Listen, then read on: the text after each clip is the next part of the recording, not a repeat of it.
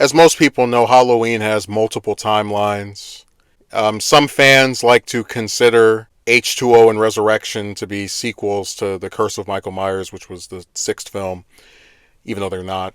And they were actively written to ignore everything that happens after Halloween 2 so as to not make Laurie a crappy mother that abandons her child to get away from her brother.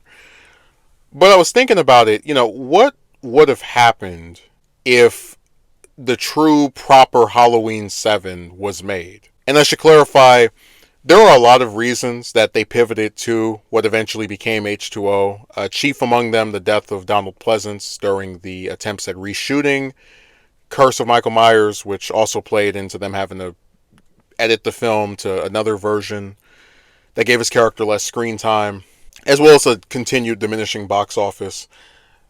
Now, from what we know about what Daniel Ferrens has shared with us, is that this hypothetical Halloween 7 would have taken place the same night as Part 6, and it would have featured the town of Haddonfield basically being revealed to be part of this big conspiracy, relating to Michael and Thorne and the cult.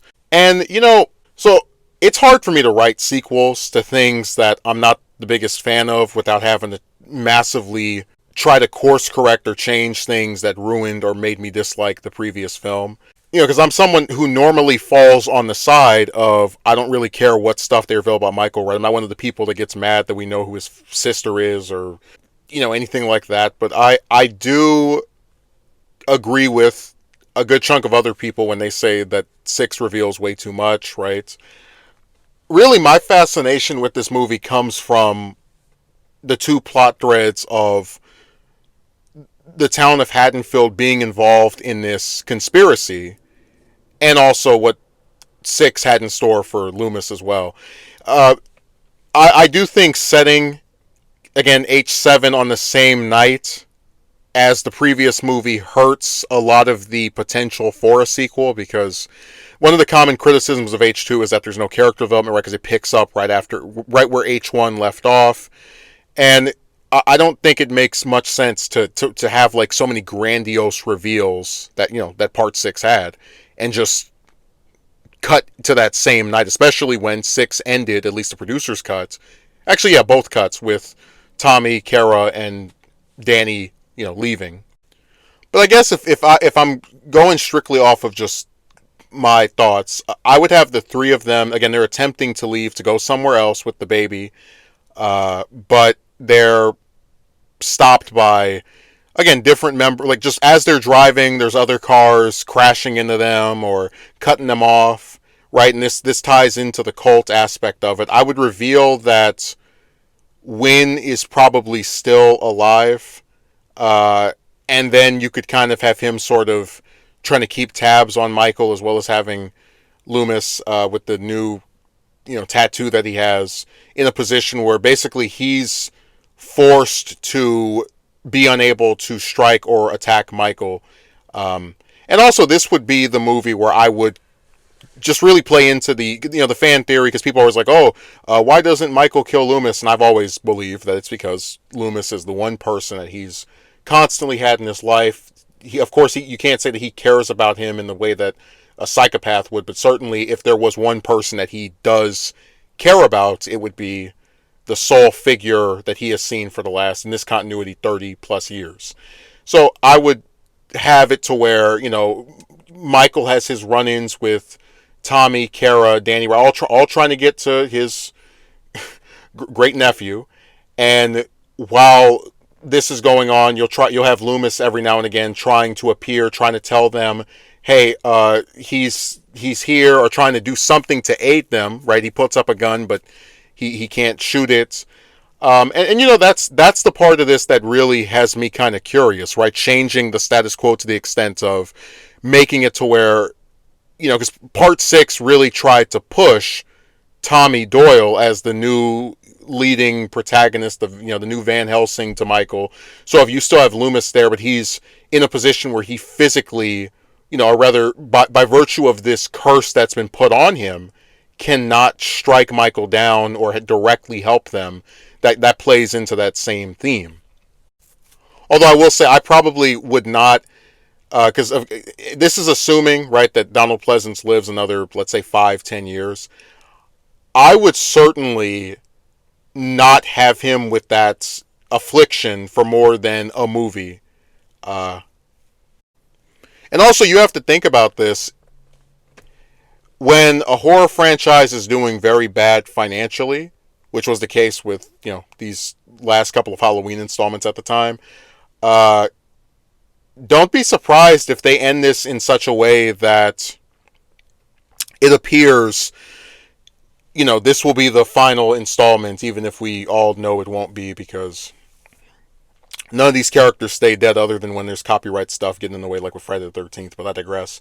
So, again, the main plot of this is Michael continuing to try to get to Steven, and, Tommy and Kara kind of like standing in his way, Loomis trying to help them, but largely being unable to because he has to fight this curse, this thing inside of him, and then also Tommy very much trying to assist Loomis by figuring out how they can undo it, how they can possibly pass it on to someone else. And I would have it to where, when Michael is seemingly destroyed at the end of this by Tommy, and I wouldn't have him get defeated by no damn stones on the ground, you would have the tattoo on Loomis disappear, as like a showing that he's finally freed from this 30+ year quest of his of trying to stop Michael.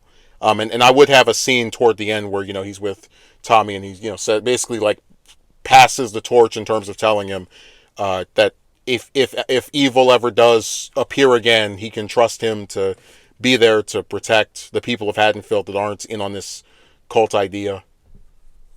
Because sometimes when you want to, transition characters, you don't have to make them die or kill them off. Like, some characters really should just have, I think, a happy ending, or at least as close to one as possible, right? I think if we're getting a sixth film appearance by Donald Pleasance as Loomis, it doesn't, and there's like an assumption that the actor might pass away in the next couple of years, you would want to send him off as good as possible, in the event that you decide to make a Halloween 8, in this same continuity, which is something that they were trying to do at the time.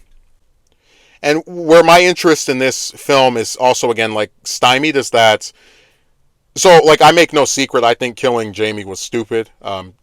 It's really insane. I mean, you have this, like, 6-year time skip. She's now older, theoretically could be more of a challenge for Michael, and then you just get rid of her after the first scene.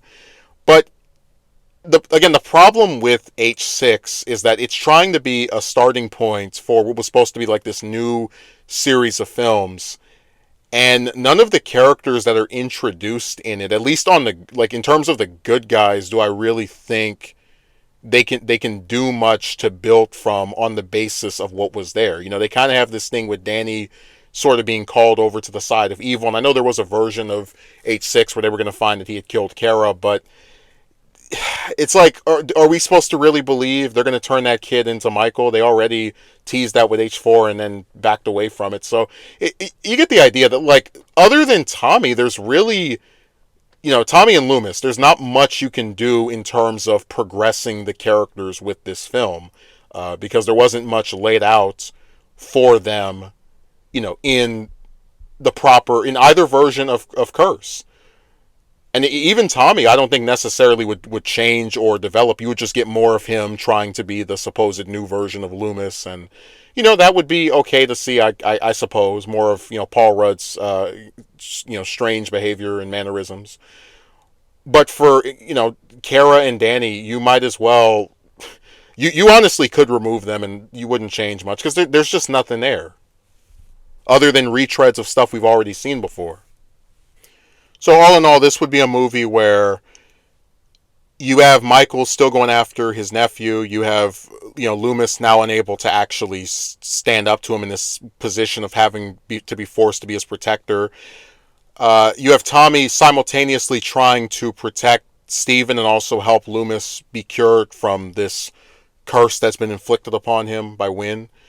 And I think it would be at least semi-interesting to consider as a film if they really, delve into the full extent of the cult. How much of the town is part of the cult? Are Michael's victims picked out for him by people, or does he pick them out? And again, the problem I have is that I want a little bit more of questioning how much did he actually follow through with what the cult says or tells him to do. If we can kind of get that answered or clarified. So yeah, those are my ideas for a hypothetical Halloween 7. Since all of them have Michael's name in the title after, 2, I probably would say this would be called The Cult of Michael Myers. Yeah, I just want people to be able to get continuations if it means having something that's kind of interesting. I do think there were parts of this that could have been very well done, depending on how much Ferrens was able to execute his original idea and not get bogged down by studio interference. But at the same time, I just kind of wonder if they were able to make 7, would that have improved the box office, or would it have just kept crashing to where they started putting these on DVD? It really makes you wonder.